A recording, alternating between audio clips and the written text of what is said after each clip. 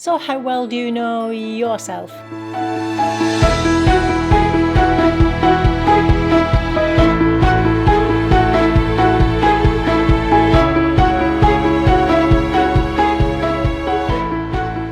Hi, my name's Christine L. Conroy. Welcome to Happy Stuff and Fluff, a channel for women over 50 who are getting happy and growing younger. Ooh, big question. We cover a lot of big questions on Happy Stuff and Fluff, don't we? Well, this is the beginning of a series about self-awareness. There's even self-awareness theory, so we can't possibly cover that in 5 minutes or 10 minutes even. But we are talking about self-awareness today. Before we start, if you haven't yet subscribed, please come and join us. It would be great to have you here, and hit the notification bell, then you'll be notified when one of our videos comes out. Because we talk about some meaty, juicy issues that you don't want to miss out on.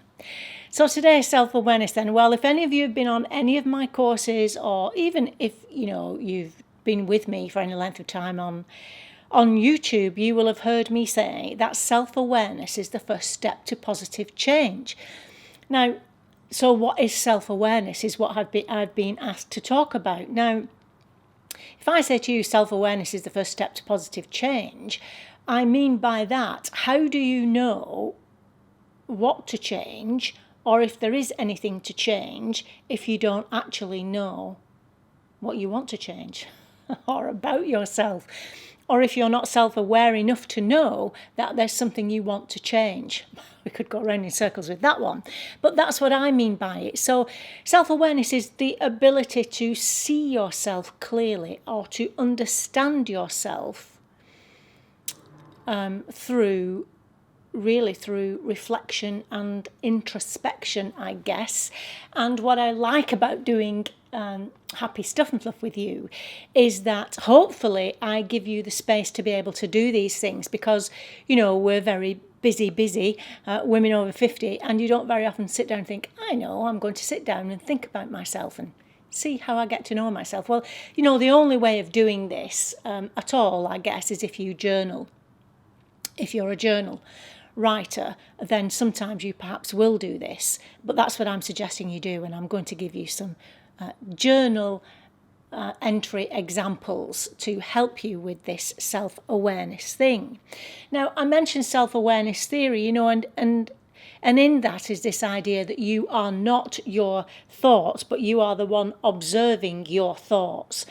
And so when we talk about self-evaluation, because obviously if you're becoming aware of yourself, then you are evaluating yourself to see if there is anything that needs to be changed, to see if, and usually this involves, if you have certain standards, for example, that you're not living up to, something you want to achieve that you are not achieving, then if you sit down and think about that, then you can think about not blame for why that's not happening, but perhaps look at that with curiosity and ask, well, what can I do in order to reach that standard, or in order to achieve that goal?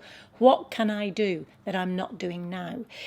It's about being able to live up to your own standards and values. But you've got to know what those standards and values are first of all. And it's about not beating yourself up about any of it at all. It's about looking without judgment. Okay. So, if you're not meeting your own standards, if you have certain standards that you think you live by, and then you think, actually, I'm not doing that at all, then you will feel uncomfortable, and you've got to sit down and then start thinking about, well, what can I do to change that? Okay, give me a thumbs up if you're with me so far on that.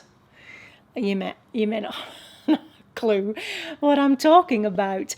But when I say being self-aware is the first step to positive change, if you know yourself, then that leads to better decision making. It enhances your confidence. It also helps you, it allows you to assess your decision making and, as I say, your choice making.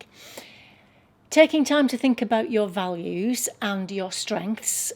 We've talked about strengths many times. If you haven't yet done the strengths test, I'll leave a link to that. You can do that down below, which gives you the language to be able to talk about your strengths, which we don't very often have.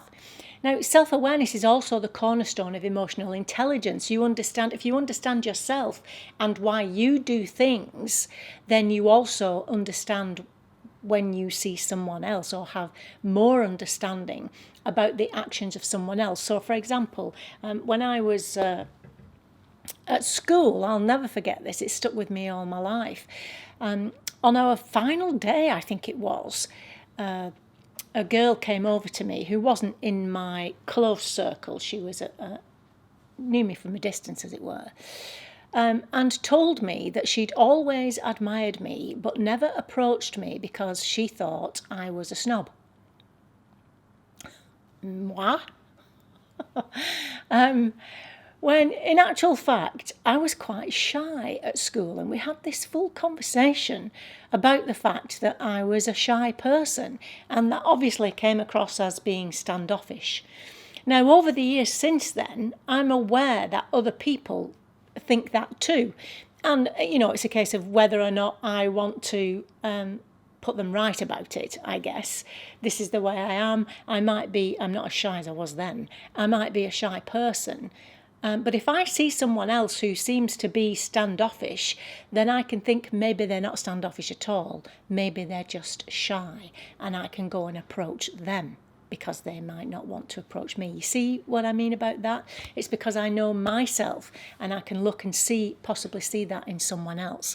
And as we know, emotional intelligence is a great big thing, especially in the workplace at the moment. So it comes from having self-awareness and having social skills. It helps you with your social skills.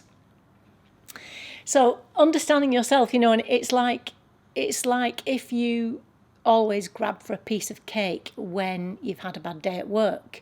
It's about understanding why you're doing that, so that the next time you go to get that piece of cake, you can say to yourself, I'm not hungry. I'm doing this because I've had a bad day at work and I'm using it as a comfort. I know that's a very cliched thing to say, but that's what self-awareness would do for you. It would stop you before you got that piece of cake. I'm not hungry. I've just had a bad day. And maybe you could go for a walk or for a run or have a warm bath or something instead. That's what we're talking about when we talk about self-awareness. It's about then being able to trust your own intuition, for example. I know I was talking to someone recently who said someone she knows said to her, don't ever tell me a secret because I can't keep them. Bang! If that isn't self-awareness, I don't know what is. And being able to say that as well, I think that's amazing. So it's about self-evaluation too, in an open and non-judgmental way, being kind to yourself here, looking at the reasons behind the things you do, and looking rather than judging the experience itself, and looking with curiosity in mind. Oh, I wonder why I do that. I wonder why I respond to that. So journaling is key here, because you might have these thoughts in your head. Writing them down is a way of concretizing all of this. And as I say, you must leave judgment out of it and just be curious. Open yourself up to this experience of being curious about your reactions, your thoughts and your feelings. Okay, so if you have a pen and paper handy, that would be great, but obviously you can come back and play the tape again. I want you to answer these. I want you to write these sentences down. Write these sentences down and answer them. Complete the sentences. You don't have to do every one. In fact, I wouldn't do every one in one go. I'd keep coming back to them. A page on one page, one sentence on each page of your journal. This would be amazing. And the first one is, I feel angry when. That's what I want you to answer. I feel angry when. Now, I'm not going to explain each one of these, but if you put down, I feel angry when this happens, then you know you either need to avoid that situation that makes you angry or address it. And then you have to come back to that and make that decision. Does it make me angry enough? Does it bother my life enough for me to address it and do something about it? Or is it something that I can just avoid? Incidentally, look at the size of these shoulder pads. These are not bad. I wore shoulder pads in the 80s and loved them. And, someone said to me, or I read it somewhere, if you were there the first time round, you shouldn't do it the second time round. Well, I'm not a believer in that, but the shoulder pads in some of the things I bought have been like out here. I felt like, Space 1919 or whatever. This one I didn't think was too bad until I saw. Anyway, okay, I digress. So yeah, I feel angry when is a good one. I feel unhappy when, on the second page. I feel unhappy when. I wish I didn't have to. Now, things might be coming into your head straight away, might be popping into your head. By all means, jot them down if they do, but then revisit them later and look at them in more detail. Let's see. I wish I didn't have to. It worries me when. It worries me when. I don't like it when. Okay, so those are negatives. Those are some negatives that you need to write down. Because, as whoever it was said, know thyself, I can't remember, know thyself, it means know thy good self and thy bad self too. Okay, that's what self-awareness is, knowing all of it. It worries me when. Okay, and now write down something like, I feel hope when. I feel hope when. I enjoy ...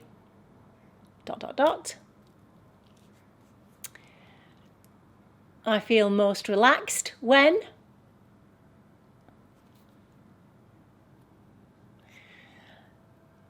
I feel loved when.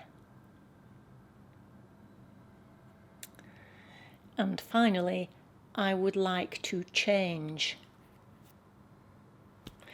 Now you can see how these can benefit you, and we're going to talk about self-awareness in the workplace, self-awareness in relationships, but this is just the basic idea of what I'm talking about when I talk about self-awareness. Now when you write something down in answer to, or in completion of one of those sentences, for example, I feel loved when, then, and you write all the things down that make you feel loved, and then you talk about that to your partner. Imagine the power of that. Because, as I say, we don't usually have these conversations with ourselves, let alone with anyone else. So exciting this. It's so good because it can make your life so much better. In every way. All right, so I'm going to leave it there for today. Otherwise, this video is going to go on forever because I could talk for a long time on that. But please complete those sentences. With curiosity then, look back at them, at what you've written down and think, I wonder where that comes from. I wonder why I think like that. I wonder how that happens. What makes me feel that way? Yeah? And literally evaluate all of that to become more self-aware. Just a little exercise, powerful impact. I'll leave it there. And I'll see you next time.